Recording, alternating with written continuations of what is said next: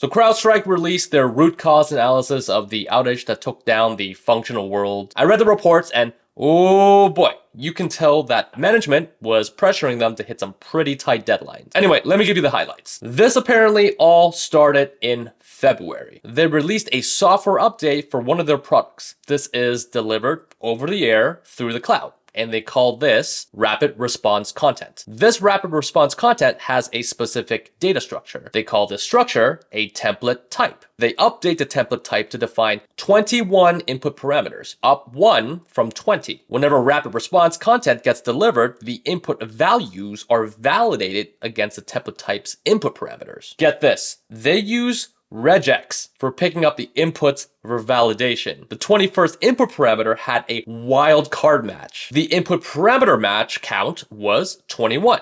But that 21st match was matching maybe one of the other inputs because they probably named them with a similar name with a number suffix or something like that. On July 19th, they rolled out a new update where the regex match went from wildcard to non-wildcard. So now they were specifically looking for the 21st input parameter, and as we know, this didn't exist and it caused a memory out of bounds error, crashing the whole system of whatever device CrowdStrike was installed on. In the findings, they say the number of fields in the IPC template type was not validated at sensor compile time, and template type testing should cover a wide variety of matching criteria, and template instance validation should expand to include testing within the content interpreter. This is all just a fancy way of saying they didn't have enough tests or even good tests, and they didn't have enough time to write some new ones. They also stated a runtime array bounds check was missing for content interpreter input fields on channel file 291, and the content interpreter contained a logic error, which translates to, we wrote bad code and the senior engineer reviewers LGTM'd it anyway. These aren't even that bad. Like, as a dev, sometimes we gotta cut corners to deliver on tight deadlines. Like, I get it. I'm not gonna fault any of the engineers for this because likely product or upper management was pressuring them to get something out. I totally understand. This last one though, it's kind of crazy to me. Template instances should have staged deployments. This implies that they do have staged deployments for other things, just not for their critical component, you know, the rapid response content system. And I mean, the findings here talk about canary testing and percentage rollouts, and I feel like they should have caught this in just like a simple staging environment. I feel like you could have installed this on anything and it would have immediately showed you that blue screen. Because it's such a core mechanism, you know, this over the air on the cloud update thing, any device would have been good. I mean, it usually goes something like this. First, you do the dev, and then you push it to a staging environment,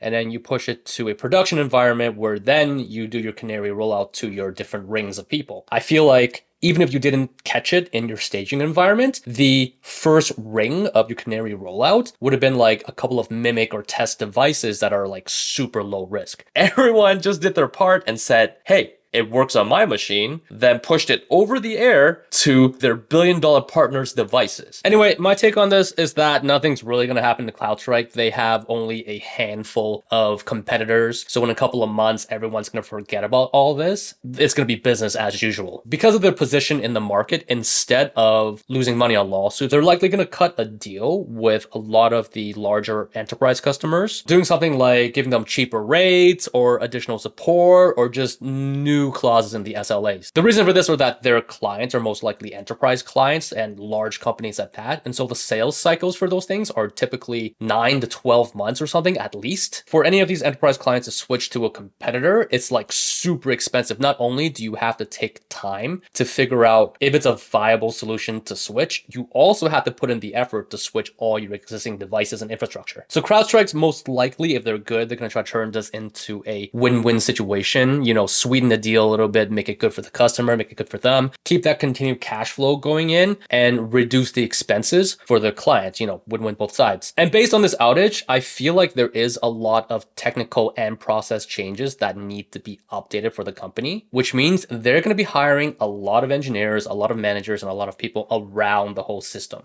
If you go on their careers page on their website, you can see that they are hiring for a lot of engineering positions. And I feel like layoffs are probably less likely for CrowdStrike because they need the workforce to deal with it. Their stock did take a huge dip. So actually, if you get in as an employee now and they offer you RSUs, they could recover quite a bit and you can be making some bank. Anyway, I hope you liked the video. I'll see you in the next one. Bye.